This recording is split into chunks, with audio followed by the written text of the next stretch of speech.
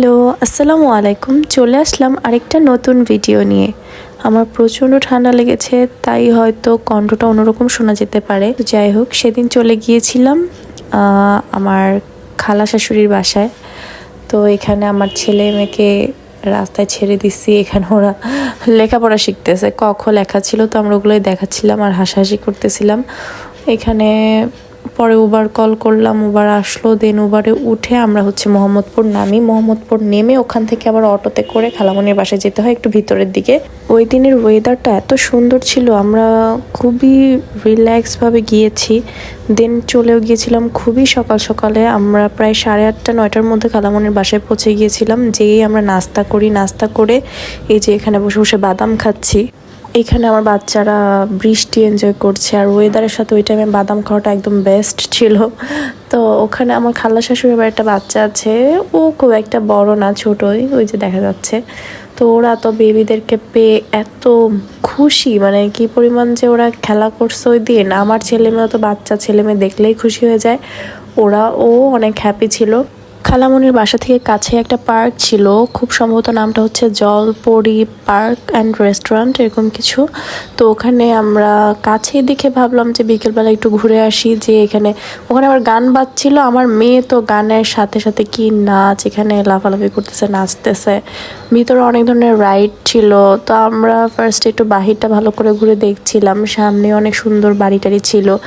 তো এক সাইড দিয়ে হাঁটতে হাঁটতে আমরা তো কাশফুল দেখে একদম পাগল হয়ে গিয়েছিলাম।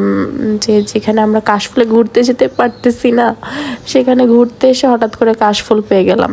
তারপর আমরা ভিতরে চলে আসলাম। ভিতরে এসে তো আমার ছেলে মেয়ের রাইডগুলো দেখে একদম মানে অস্থির বানায় ফেলছে। এটাতে উঠবে, গাড়িতে উঠবে, এটা করবে, ওটা করবে।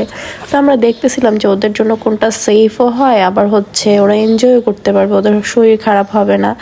তো ওদেরকে রাইডে ওঠানোর আগে আমি আর আমার হাজব্যান্ডই রাইডে উঠে পড়েছিলাম। আমরা এখানে এত মজা করছিলাম। আমার হাজব্যান্ড প্রচণ্ড ভয় পায় এগুলো। ওকে আমি আরও খেপাচ্ছিলাম যে তুমি পারো না, তোমাকে কেন উঠাইলাম আমি। ও বলতেছে আমি তোমার কথায় উঠছি, আমি কেন উঠছি, আমাকে কেন উঠাইলা। মানে দুইজনের মধ্যে একরকম আমরা ওখানে বসে পুরো টাইম ঝগড়াই করছি। ও আমাকে বলতেছে আমি কেন ওকে উঠালাম, আর আমি ওকে খেপাচ্ছিলাম যে তুমি কি বাচ্চা, তোমার ছেলে মেয়েও এর চেয়ে সাহসী। তারপর আমরা আবার একটু বেবিদের নিয়ে ট্রেনে উঠলাম। ওরা ট্রেনে উঠতে চাচ্ছিল, তো সেই সুযোগে আমরা উঠে পড়লাম। অবশ্যই ওদের সাথে তো যেতেই হবে।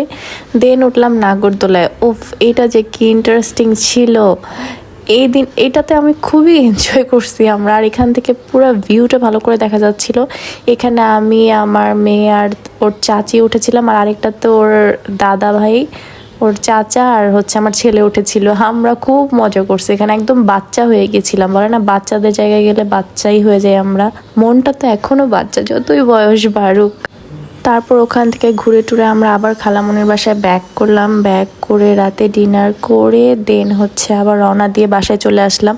খালামণি অনেক রিকোয়েস্ট করতেছিল থাকার জন্য, বাট আমি কথা দিয়ে আসছি আমি নেক্সট টাইম গেলে অবশ্যই থাকবো। এবারের মতো চলে যাই, আবার চলে আসবো নতুন ভিডিও নিয়ে। আজকের মতো আল্লাহ হাফেজ।